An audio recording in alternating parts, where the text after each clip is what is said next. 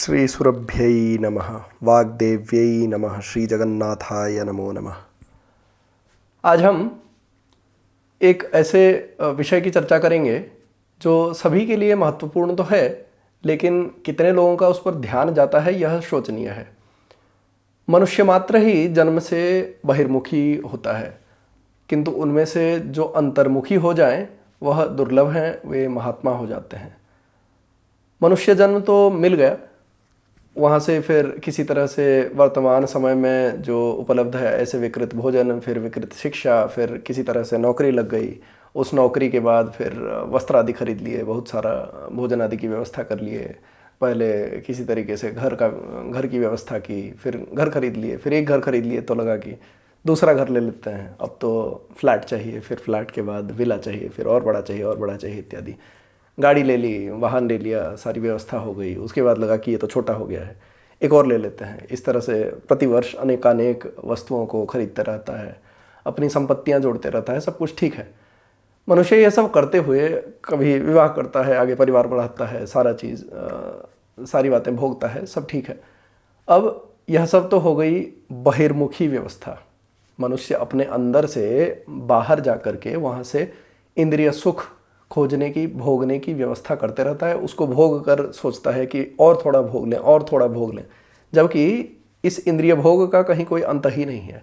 आज हम ऐसी चर्चा करेंगे कि इस बहिर्मुखी जगत में हमारी जो आस्था है, जो हमारी उसमें गति होती है, उसमें रुचि होती है, उसके विपरीत अंतर्मुखी जगत कैसा है।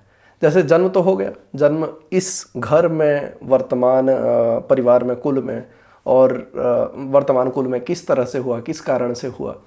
और जब जन्म लिया तो माता के गर्भ से जब जन्म लेता है तो उल्टा टंगा हुआ जन्म लेता है।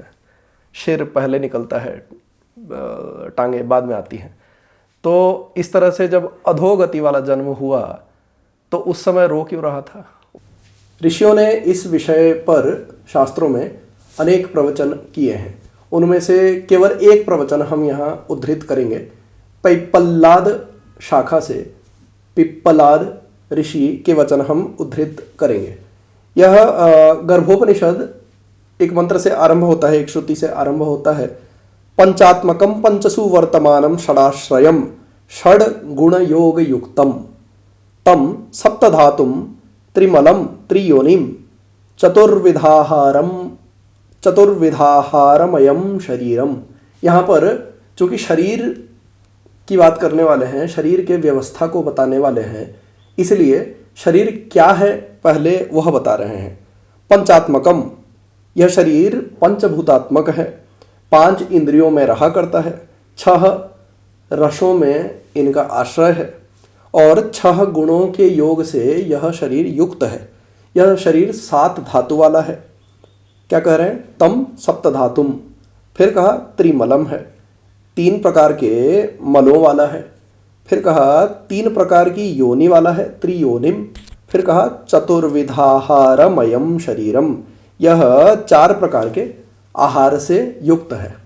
अब यह एक एक करके क्या है, पंचात्मकम क्यों कहा गया है, यह पंचसु वर्तमानम क्यों कहा गया है, षडाश्रयम अर्थात 6 आश्रय वाला क्यों कहा गया है, यह सब एक एक करके बताते हैं।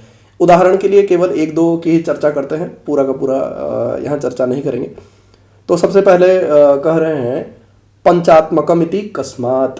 यहाँ प्रश्नोत्तर के रूप में यह चर्चा कर रहे हैं। पहले कहा पंचात्मकमिति कस्मात्, इसको पंचात्मकम क्यों कह रहे हैं। उत्तर दे रहे हैं पृथिव्यप्तो, तो उत्तर दे रहे हैं क्योंकि पृथ्वी, जल, तेज, वायु और आकाश, यह 5 तत्व हैं। अर्थात यहाँ तत्व कह रहे हैं यह 5 महाभूतों से यह शरीर बना हुआ है। अस्मिन् पंचात्मके शरीरे का पृथ्वी का आपः किं तेजः को वायुः किम आकाशमिति। फिर यह प्रश्न पूछ रहे हैं कि यह जो 5 भूतों को गिनाया है, 5 महाभूतों को गिनाया है, वह इन शरीर में कौन कौन है। फिर इसका उत्तर देते हैं अस्मिन् पंचात्मके शरीरे यत् कठिनम सा पृथ्वी, यद द्रव्यम तदापः, यदुष्णम तत्तेजः, यत् संचरति स वायुः, यत् सुषिरम तद आकाशमिति उच्यते।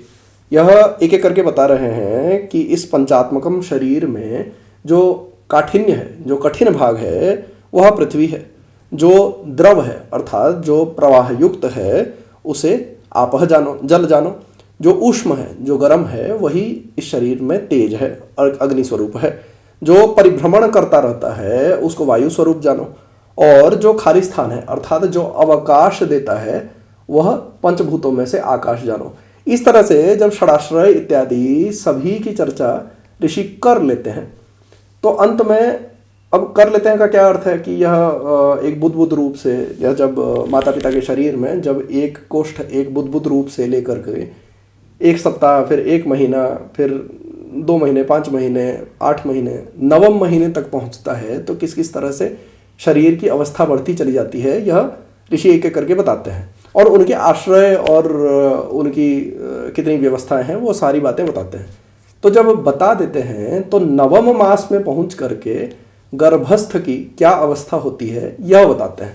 अब यह चर्चा वहाँ पर ले जाते हैं क्योंकि बीच में जो कुछ भी होता है वो तो बहुत लंबा विषय है यहाँ पर इस चलचित्र में, उसकी चर्चा नहीं करना चाह रहे हैं, आगे बढ़ाते हैं। तो 9वें मास की चर्चा करने से पहले अष्टम मास की एक लघु चर्चा कर लेते हैं। तो कहते हैं 8 महीने बीतने पर वह 5 इंद्रियों से और मन बुद्धि आदि के तेज से प्रकाशित और समर्थ होकर ओमकार का चिंतन करता है। क्या कहते हैं? पंचात्मक समर्थ पंचात्मक तेजस्से धरसश्च सम्यक ज्ञानात् ध्यानादक्षर ओमकारम चिंतयति। वह ध्यान में ओमकार का चिंतन करता है। तदेतदेकाक्षरं ज्ञात्वा अष्टौ प्रकृतयः षोडश विकाराः शरीरे। इस एकाक्षर का चिंतन करते हुए वह यह जान लेता है कि 8 प्रकृतियां और षोडश विकारों से यह शरीर बना हुआ है। इन्हीं के बनाए हुए पुर में व पुरी में वह पुरुष रूप से विराजमान है, वह यह जान लेता है। तो यह तो हो गई अष्टम मास तक की उसकी वृद्धि। अब आगे 9वें मास में क्या होता है, वह गर्भस्थ की अवस्था कैसी होती है, वह किस बात का चिंतन करता है, उसकी चर्चा करेंगे। अब यह सब बता क्यों रहे हैं? यह सब बता इसलिए रहे हैं कि इस प्रश्न का उत्तर दे सकें कि जब जन्म होता है, जब अधोगति में उसका जन्म होता है, सिर नीचे और पैर ऊपर होकर के जब जन्म लेता है तो वह पहले रोता क्यों है। तो उसके लिए जन्म से जस्ट पहले, जन्म से थोड़ा सा पहले वह क्या चिंतन कर रहा होता है यह जानना चाहिए। तो अब 9वें मास की बात बताते हैं। तस्यैव देहिनो अथ 9वें मासे सर्वलक्षण संपूर्णो भवति। तो क्या कह रहे हैं? यह देहधारी आत्मा 9वें मास में माता के गर्भ में सर्वलक्षण संपन्न हो जाता है, अर्थात उसका पूरा शरीर, उसकी सारी इंद्रियां काम करने लग जाती हैं, वह चित्त बुद्धि ये सब का प्रयोग करने में सक्षम रहता है। तो फिर क्या करता है? जब उसकी बुद्धि चित्त का प्रयोग करने में सक्षम हो जाता है तो किस बात का चिंतन करता है? तो उसका उत्तर देते हैं, पूर्व जातिम स्मरति कृताकृतम कर्म विभाति शुभाशुभम कर्म विन्दति। तो यहां कह रहे हैं पूर्व जातिम स्मरति। तो इससे पहले, इस जन्म से पहले जितने भी सारे जन्म हुए हैं उन सब को वह याद करता है। कृताकृतम कर्म विभाति, जो भी शुभाशुभ कर्म उसने किए हैं, कुशलाकुशल कर्म जो किए हैं उनका चिंतन करता है। नाना योनि सहस्राणि दृष्ट्वा चैव ततो मया आहारा विविधा भुक्ताः पीताश्च विविधाः स्तनाः। मैंने सहस्रों ऐसे अनंत योनियों में प्रवेश पाकर उनको देख लिया है और वहाँ पर प्रवेश पाकर के मैंने विविध आहारों को ग्रहण किया है और विविध स्तनों का पान किया है, अर्थात विभिन्न माताओं के स्तनों का पान किया है। तो आगे कहते हैं जातस्यैव मृत्युस्यैव जन्म चैव पुनः पुनः। मैं बार बार जन्म लेता रहा, बार बार मेरी मृत्यु होती रही, इस शरीर की मृत्यु होती रही। अशुभ क्या कह रहे हैं? जातस्यैव मृत्युस्यैव जन्म चैव पुनः पुनः अहो दुखोदधि मग्नो न पश्यामि प्रतिक्रियाम। जन्मे हुए व्यक्ति की मृत्यु हो जाती है और जो मरा हुआ व्यक्ति है वह पुनः जन्म ले लेता है। यह तो बार बार होता ही रहता है। इस संसार रूप दुख के सागर में डूबा हुआ मैं इसे पार करने का कोई उपाय ही नहीं देखता हूँ, क्योंकि जो आत्मा है वह तो वास्तव में कोई जन्म इत्यादि कुछ ले नहीं रहा है। वो आत्मा तो असंग है, जैसा पहले था बाद में भी वैसा ही रहता है, मात्र शरीर ही बदल रहा है। शरीर का जन्म होता है, उसके बाद शरीर की मृत्यु हो जाती है, फिर पुनः एक और शरीर ले लेता है, तो उस शरीर का जन्म होता है इत्यादि। तो अब वह एक संकल्प से भर जाता है कि इस दुख को मैंने बारंबार, असंख्य बार, सहस्रों इंद्रियों में, सहस्रों योनियों में जाकर के मैंने देख लिया है, तो अब मुझे क्या करना चाहिए। वो इस पर विचार करता है, इस पर नया संकल्प धारण करता है। यदि योन्याम प्रमुंचामि सांख्यम योगम समाश्रये, यदि मैं इस योनि से बाहर निकल जाता हूँ, यदि यह जीवन मुझे धारण करने मिलता है, तो मैं सांख्य योग का समाश्रय ग्रहण करूँगा। सम्यक रूप से इस जीवन को मैं सांख्य योग के अभ्यास में लगा दूंगा। उससे क्या होगा, अशुभ क्षयकर्तारम फल मुक्ति प्रदायिनम, यह सांख्य योग का जो ज्ञान है, यह सर्वोत्तम ज्ञान मेरे शुभ अशुभ जितने भी कर्म हैं उन सब का क्षय करने में समर्थ है, उन सबको काट डालने में समर्थ है। फल मुक्ति प्रदायिनम, यह मुझे सर्वश्रेष्ठ फल मुक्ति को देने में सक्षम है। इस जन्म मरण के संसार के चक्कर में जो पड़ा हुआ है उससे मुक्त करने में सक्षम है, इसलिए उस सांख्य योग का सम्यक आश्रय वह लेना चाहता है। अब आगे इसी संकल्प को दृढ़ करता है। यदि योन्याम प्रमुंचामि तम प्रपद्ये महेश्वरम, यदि मैं किसी रूप से इस योनि से बाहर निकल जाऊं, यह जन्म धारण करूं, तो मैं महेश्वर का आश्रय ग्रहण करूंगा। यदि योन्याम प्रमुंचामि तं प्रपद्ये महेश्वरम अशुभ क्षय कर्तारम फल मुक्ति प्रदायिनम, वह भगवान ही, वह महेश्वर ही यहाँ पर मुझे मुक्ति के रूप में सर्वोत्तम फल देने में सक्षम है, मेरे जो अशुभ कर्म हैं उनको काट डालने में सक्षम है। यदि योन्याम प्रमुंचामि तम प्रपद्ये भगवंतम नारायणम देवम, मैं उन भगवान नारायण का सानिध्य, उनकी भक्ति को ग्रहण करूंगा। अशुभ क्षय कर्तारम फल मुक्ति प्रदायिनम, वे भगवान नारायण, वे महेश्वर ही यह जो अशुभ कर्म है उनको काट डालने में समर्थ हैं, इसीलिए मैं उनकी भक्ति करूंगा, उनको प्राप्त करने की चेष्टा में लग जाऊंगा। यन्मया परिजनस्यार्थे कृतं कर्म शुभाशुभम एकाकी तेन दह्यामि गतास्ते फलभागिनः। क्या कह रहा है, वह अपने आप उस संकल्प को दोहरा रहा है, अपने मन में उसको दृढ़ कर रहा है। क्या कहता है दृढ़ करने के लिए, मैंने जो कुछ भी शुभाशुभ कर्म किए हैं वह मैंने अपने स्वजनों के लिए किया है। अब यह स्वजन जो है वह तो जन्म के ऊपर निर्भर करता है, जिस जन्म में जिस माता पिता से वह जन्म लेता है, जिन सहोदर भाई बंधुओं इत्यादि के साथ जुड़ा हुआ रहता है, उनको वह स्वजन समझते रहता है, किंतु वह जो स्वजन हैं वह तो जन्म के साथ बदलते रहते हैं। तो अब क्या कह रहा है कि मैंने यह शुभाशुभ कर्म जो है वह स्वजनों के लिए किया है, उन कर्मों का फल स्वरूप किंतु मैं जलता अकेला ही हूँ। अर्थात कर्म तो मैंने उनके लिए कर दिए कि परिवार को कैसे पालेंगे इत्यादि, यह सब सोच करके मैंने वह सब कर्म कर दिए, किंतु उसका फल केवल मैं अकेला ही भोग रहा हूँ, क्योंकि वह सब तो उस शरीर के साथ, उस जन्म के साथ चले गए, वह सब अपने अपने मार्ग पर निकल गए, उनका विभिन्न जन्म होता रहा। अब काहे का स्वजन। जंतु स्त्री योनि शतम योनि द्वारी संप्राप्तो यंत्रेण परिपीड्यमानो महता दुखेन जातमात्रस्तु वैष्णवेन वायुना संपृश्यते। तो क्या कह रहे हैं, प्राणी जब हजारों योनियों में, अनंत योनियों में होता हुआ, अनेक जन्म हुए हैं तो अनेक योनियों में होता हुआ, जब इस गर्भ में रहता हुआ वह योनि द्वार तक पहुंचता है, जहाँ से माता के योनि द्वार से जहाँ से उसका जन्म होना है, जब वहाँ पहुँचता है तब इस तरह से पहुँचता है मानो किसी यंत्र में पिसता हुआ बड़े कष्ट से जन्म ले रहा है, जो कि है ही है। किंतु जब इस तरह का संकल्प लेकर वह जन्म लेने के लिए पहुंचता है योनि द्वार तक कि अब मैं जैसे ही जन्म लूँगा, मैं सांख्य योग का समाश्रय ग्रहण करूँगा, मैं भगवान महेश्वर का, भगवान विष्णु का मैं ध्यान करूँगा और नारायण के ध्यान से यहाँ से निकल जाऊँगा। जब ऐसा संकल्प दृढ़ कर ही रहा होता है, योनि द्वार तक पहुँचते ही जन्म जैसे ही थोड़ा सा होना आरंभ होता है, तो क्या होता है, वैष्णवी वायु से उसका स्पर्श हो जाता है। तो वैष्णवी वायु का स्पर्श होते ही उसके पूर्व जन्म और यह जो कुछ भी संकल्प लिया है वह सब उसको विस्मृत हो जाता है, वो सब उसको भूल जाता है, वह उनको भूल जाता है।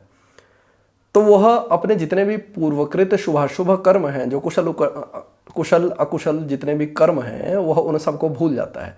इस संकल्प को भी भूल जाता है कि मैं अभी निकल करके सांख्य योग का समाश्रय ग्रहण करने की सोचा था। ठीक है।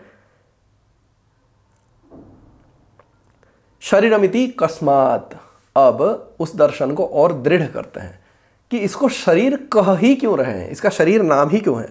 ज्ञानाग्नि ही दर्शनाग्नि ही कोष्ठाग्नि रीति, तत्र, तो इसको, इस देह को शरीर कहते ही क्यों है, क्योंकि इसमें ज्ञानाग्नि, दर्शनाग्नि और कोष्ठाग्नि यह 3 अग्नियां आश्रित होती हैं, इस कारण से इसको शरीर कहते हैं। अभी शरीर शब्द की व्युत्पत्ति शास्त्र में अनेक तरह से दी गई है। यहाँ पर उनमें से एक व्युत्पत्ति है कि 3 अग्नि इसका आश्रय ग्रहण करते हैं, इसलिए इसको शरीर कहते हैं। इनमें से ज्ञानाग्नि, दर्शनाग्नि, कोष्ठाग्नि यह 3 क्या हैं? इसका उत्तर देते हैं कि जो कोष्ठाग्नि है वह खाए गए, पिए गए, चाटे गए और चूसे गए, यह 4 प्रकार के आहार हैं। वो जो बताया था कि 4 प्रकार के आहारों से यह शरीर युक्त है, तो इन अन्नों का पाचन करता है, यह कोष्ठाग्नि हो गई। उसके बाद दर्शनाग्नि क्या है? दर्शनाग्नि रूपों का दर्शन करने में सक्षम है। और ज्ञानाग्नि क्या है? उसकी चर्चा यहाँ नहीं बताई गई है। आगे इनके इन अग्नियों के स्थान आदि की व्यवस्था बताते हैं, जिस पर हम अभी चर्चा नहीं करेंगे। अब यहाँ कहने का अर्थ यह है कि यह जो भ्रूण है, जो भ्रूण से गर्भस्थ शिशु तक की अवस्था में पहुँचा और योनि द्वार, माता के योनि द्वार से जन्म ग्रहण कर रहा है, वह वास्तव में यह सब शुभ संकल्प लेकर के जन्म ले रहा होता है, किंतु जन्म लेते ही वैष्णवी वायु उसको छू लेती है। अब यह वैष्णवी वायु जो है, इसी की बात भगवान ने गीता में कही है, मात्रा स्पर्शास्तु कौन्तेय शीतोष्ण सुख दुखदाह। तो क्या कह रहे हैं कि मात्रा के स्पर्श करते ही वह शीत, गर्मी, सुख, दुख यह सब जानना आरंभ कर देता है। उससे पहले वह इस शुभ संकल्प के साथ स्थिर रहता है कि मैं माता के योनि द्वार से बाहर निकल करके सांख्य योग का समाश्रय ग्रहण करूँगा, मैं महेश्वर की भक्ति करूँगा, मैं भगवान नारायण के ध्यान से यहाँ से सदा के लिए निकल जाऊँगा, मैं मुक्त हो जाऊँगा, क्योंकि वही यह फल देने में सक्षम है और कोई ऐसा कर्म नहीं है जो इस फल को, जो इस मुक्ति को मुझे दिलाने में सक्षम हो। तो यही वास्तव में एक शिशु का शुभ संकल्प होता है, जिसे वह खो देता है। वैष्णवी वायु उसको जैसे ही स्पर्श करती है, मात्रा स्पर्शास्तु कौन्तेय, हे कौन्तेय, जब मात्रा स्पर्श करती है तब वह सुख, दुख और शीत, उष्ण यह सब भोगना आरंभ कर देता है, यह सब उसे पता चलना शुरू हो जाता है। तो इस बात का पुनः चिंतन कीजिए। इस बात का पुनः चिंतन इसलिए आवश्यक है क्योंकि इससे आप अंतर्मुखी बनते हैं। अंतर्मुखी का अर्थ हो गया कि अंतः में झांकना। बाहर तो हम सभी झांक रहे हैं, मनुष्य मात्र ही बाहर अपने इंद्रियों के सुख दुख और इंद्रियों द्वारा ग्राह्य विषयों को खोजते रहता है, किंतु अंतर्मुखी होने की जितनी भी सीढ़ियाँ मिल जाए उनका ग्रहण कर लेना चाहिए। आज के लिए बस इतना ही। आगे फिर किसी और विषय को लेकर कोई चलचित्र बनाएंगे। आपको जो भी इसमें ग्राह्य विषय लगे, जो भी श्रेष्ठ शास्त्रोक्त बातें हमने कही हैं, उसका ग्रहण कीजिए। जो भी इसमें त्रुटियां रह गई हो वह आप हमारे लिए छोड़ दीजिए। आप सभी को पुनः हरे कृष्ण नारायण।